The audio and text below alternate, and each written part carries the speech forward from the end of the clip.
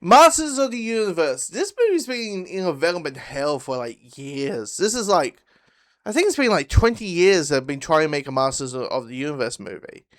And now we're here. It has come out. I just saw the film. And look, the question of do I have a nostalgic attachment to the property? Look at me. Look how young my face is. Does that answer that question? That or the Botox and the plastic surgery are working, but which is not the case. But the answer is no. I don't like Skeletor and I have the power. Like that's kind of pop culture zeitgeist stuff. But like hardcore He-Man fan or watching like the animated stuff, from the 80s and all that, and getting the toys and that. No. He-Man was not a franchise that we got attached to. So I'm kind of coming out of this as like a non-fan, right? And watching this take on Masters of the Universe, I would say this is I had a hard time connecting with the movie.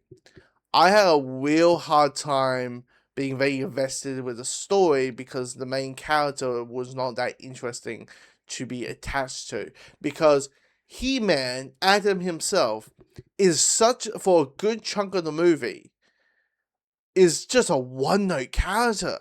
I find him such a one-note character. Like, and like, when I mean he's one-note, I mean he is this, like, I get the idea. Like, you return home and you're recognizing these faces that you have last seen as a child, so maybe that child energy comes out, right? But it's just too much of it. It's just one note. He's like that for the entire film. And I'm like, is there a seriousness to him? Is there a sense of gravity of the situation? Is there a nature of him that can just calm things down a little bit? Like the one thing that does make sense, right? I'm like, look, I get the idea of like you are very proud of who you are and you want to set your inheritance and all that kind of stuff. I get you, but I'm like, so there's a scene when Adam is on a date. This is like super early in the movie, so I'm not really spoiling much. But he's on a date and he's just blabbing on about eternia. And I'm like, dude, you know this ain't gonna work. You've been here since you're a child. Why are you talking about crazy stuff? Stuff that makes you sound crazy or you're high. Even though you say, that's what it's called, and like I know the sword of power, and trust me, I'm not high. Like that doesn't help. It doesn't help. I like, and him being like, yeah, he's on this quest and he wants to go home, right? And that's the whole thing. So he's on this quest to find him. But I'm like, there has to be a point where it's like, can he have different layers? It doesn't feel like this character, mostly of this movie, have layers into this character. He's very one note to the point I couldn't be that invested of him as a character, really. I mean, stuff like Shang-Chi. Shang-Chi, he's a little bit serious. He's a little bit more mature. He's is very serious in that situation. Probably a lot of comparisons to the first Thor movie, but the difference between Thor is he was only on Earth for 2-3 days, so naturally he's not going to shut up about Asgard and Nornir and the Norse gods and all that kind of rainbow bridges and realms and stuff like that because that's how it is. He's only been on Earth for like 2 days, so it's just 2 or 3 days, so it makes sense. For this guy, he's been to shut up. There's no. He just has this. I get childlike quality that felt like a little bit too much childlike quality to the point I'm like, there's a part of me that's like, you are an adult. This is a man child in a way. And I get it. Like, the themes of the movie is about masculinity, right? It's about what is masculinity. Is it the guy who can punch things and throw things, or is it the guy with a lot of heart? Is it someone who doesn't do that?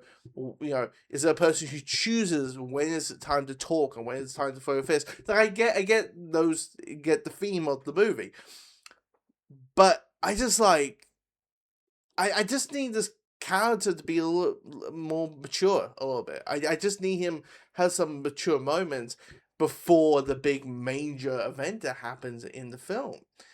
Because when the major event happens, as most things do in a third act, in a story arc, where something major happens that shifts the character in a different direction in the personality. For example, a selfish person become less selfish, right? Those type of hero's journeys. But when the dramatic stuff happens, that's where I'm starting to be drawn in. But I'm like, we are like maybe 90 minutes into the movie, and I'm like, why are we all suddenly starting to add those dramatic moments to build this tension, to build us, have a connection with these characters more, and that, like, the villains are great. Like, the villains are really good. Like Senator, who's is played by Jared Leto, Ansbury, who I have been a fan of since watching Community and Glow and stuff like that. So it's cool seeing her in that. And the villains are kind of like the highlight of the movie, because anytime they show up, it's like, there's that campiness of it, but it's like, even though there are moments in the movie that I felt like is a little bit too long, like it's 2 hours and 20 minutes including credits, and I felt like this movie had those moments where you have, like, it's a clip, there's at least a clip where, like, Skeletor does the big evil laugh, and everyone's looking around and going, okay, like, is he going to stop? What do we do? We're just standing here? And he's like, and Skeletor looks around and says, guys, when I do the evil laugh, that means you go. That's the crescendo and all that. When that, in the context of the movie, it kind of breaks the tension. I'm like, it would be better to have the evil laugh, then move to the next scene, versus the, gag there. Like, it's just, like, I get, a lot of people say, oh, the Marvel humor stuff creeps into this movie, but, Marvel was kind of smart how the most of the time the right balance. This one, I think sometimes they try to be so self-aware of the campiness and He-Man of the concept of He-Man, to the point of them being so self-aware, to the point it kind of breaks any sort of, like, stakes. I honestly, like, even though we're dealing with, swords and a skeleton, and even though I would say this, Skeletor has more depth than Bloody He-Man, because, and Skeletor's whole motivation is he's evil. That's it. And even he goes and says, even Alan goes and says, adds me more to it, and then, like, was it Tila goes says, says, well, he's a guy with a skeleton face, like, say no more, right? But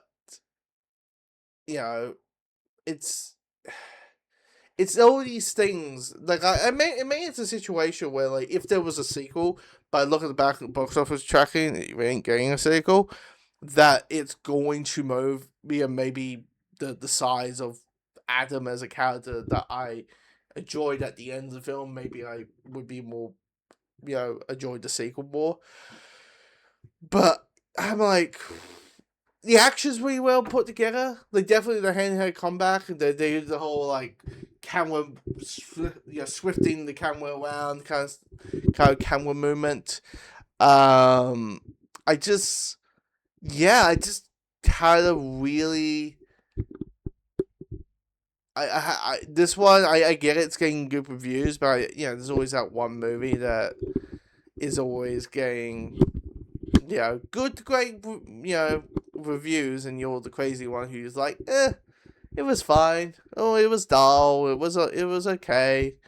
And that. So anyway, if you've seen the movie, comment below and let me know your thoughts.